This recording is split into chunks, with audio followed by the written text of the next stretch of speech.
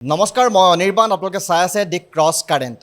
যি সময়ত বিজেপি চৰকাৰে ব্যাপক হাৰত উচ্ছেদ অভিযান চলাই আছে, সেইখিনি সময়ত অসমৰ গোৱালপাৰা জিলাত দুগৰাকী বিজেপি নেতাৰ বিৰুদ্ধে উত্থাপন হৈছে খিলঞ্জীয়াৰ ভূমি দখল কৰাৰ অভিযোগ। দুগৰাকী বিজেপি নেতা ক্ৰমে ডক্টৰ কাশ্যপ প্ৰকাশ আৰু ৰাজেশ প্ৰসাদ গুপ্তা। এই দুগৰাকী বিজেপি নেতাই খিলঞ্জীয়া লোকৰ ভূমি চল চাতুৰিৰে নামজাৰি কৰাৰ অভিযোগ উত্থাপন হৈছে।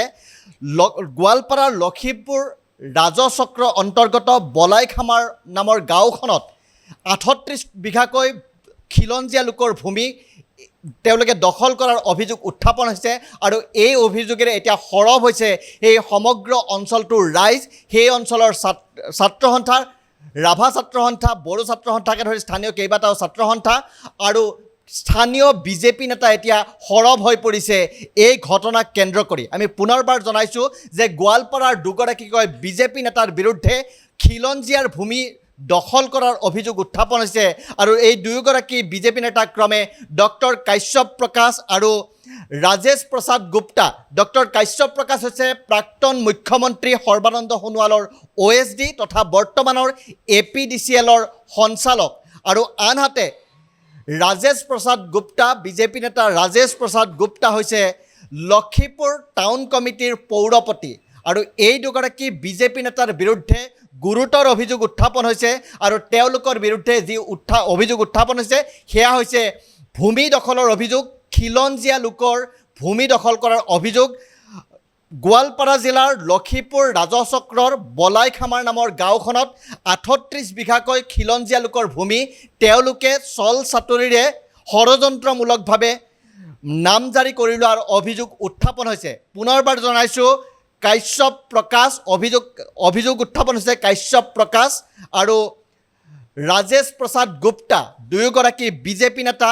এগৰাকী বৰ্তমান সময়ৰ APDCLৰ সঞ্চালক ডক্টৰ কাশ্যপ প্ৰকাশ আৰু আনগৰাকী লখিমপুৰ টাউন কমিটিৰ পৌৰপতি ৰাজেশ প্ৰসাদ গুপ্তা। আৰু এই দুগৰাকীকৈ বিজেপি নেতা প্ৰকাশ আৰু গুপ্তাৰ বিৰুদ্ধে গুৰুতৰ অভিযোগ উত্থাপন হৈছে খিলঞ্জীয়া লোকৰ ভূমি দখল কৰা আৰু তেওঁলোকে লখিমপুৰ ৰাজচক্ৰৰ বলাইখামাৰ গাঁৱৰ ৩৮ বিঘা ভূমি বেআইনীভাৱে আৰু অতি চল চাতুৰিৰে নামজাৰি কৰি লোৱাৰ অভিযোগ উত্থাপন কৰিছে স্থানীয় ৰাইজে আৰু এই বিষয়লৈ প্ৰতিবাদ মুখৰ হৈছে বলাইখামাৰ অঞ্চলৰ ৰাইজ, লখিমপুৰৰ ৰাইজ। প্ৰতিবাদ সাব্যস্ত কৰিছে তেওঁলোকে আৰু কেৱল স্থানীয় ৰাইজৰ প্ৰতিবাদেই নহয়, সেই অঞ্চলৰ কেইবাটাও ছাত্ৰ সংগঠনে প্ৰতিবাদ সাব্যস্ত কৰিছে আৰু ইমানেই নহয়, আনকি স্থানীয় কেইবাগৰাকীও বিজেপি নেতা এই বিষয়টোক লৈ সৰব হৈছে আৰু এই বিষয়টো লৈ বিজেপি নেতাই সংবাদমেল সম্বোধন কৰিছে। স্থানীয় বিজেপি নেতাই এই কথাই বিৰোধিতা কৰিছে যে দুগৰাকীকৈ বিজেপি নেতা যি এগৰাকী হৈছে ডক্টৰ কাশ্যপ প্ৰকাশ, তেওঁ বিজেপিৰ ৰাজ্যিক বিজেপিৰ এগৰাকী শীৰ্ষ নেতা, তেওঁ প্ৰাক্তন মুখ্যমন্ত্ৰীৰ OSD আৰু তেওঁ বৰ্তমান APDCLৰ সঞ্চালক। সেইগৰাকী ডক্টৰ কাশ্যপ প্ৰকাশৰ বিৰুদ্ধে এই অভিযোগ উত্থাপন হৈছে আৰু আনগৰাকী বিজেপি নেতা ৰাজেশ প্ৰসাদ গুপ্তা আৰু কাশ্যপ প্ৰকাশ।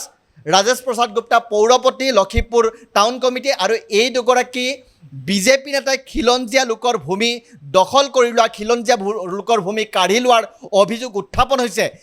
এই বৰ্তমান সময়ত অসমত ৰাজ্যজুৰি এতিয়া বৰ্তমান বিজেপি চৰকাৰে উচ্ছেদ অভিযান চলাই আছে। ধুবুৰীৰ পৰা তিনিচুকীয়ালৈ এই উচ্ছেদ অভিযান চলি আছে, লখিমপুৰত উচ্ছেদ অভিযান চলিছে, গোলাঘাটত উচ্ছেদ অভিযান চলিছে।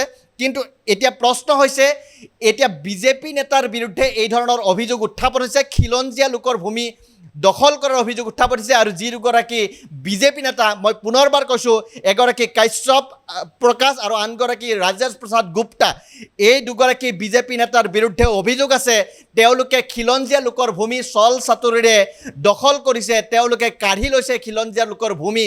আৰু ইয়াৰ পাছতে গোৱালপাৰাৰ খিলঞ্জীয়া ৰাইজ ওলাই আহিছে। গোৱালপাৰাৰ খিলঞ্জীয়া ৰাইজে ৰাজপথত প্ৰতিবাদ সাব্যস্ত কৰিবলৈ বাধ্য হৈছে। গোৱালপাৰাৰ স্থানীয় দল সংগঠনে এতিয়া প্ৰতিবাদ সাব্যস্ত কৰিছে আৰু তেওঁলোকে সংবাদমেল সম্বোধন কৰি এই ক্ষেত্ৰত ৰাজ্য চৰকাৰৰ দৃষ্টি আকৰ্ষণ কৰিব বিচাৰিছে। ৰাজ্য চৰকাৰৰ ব্যৱস্থা গ্ৰহণ কৰাৰ কাৰণে তেওঁলোকে দাবী উত্থাপন কৰিছে।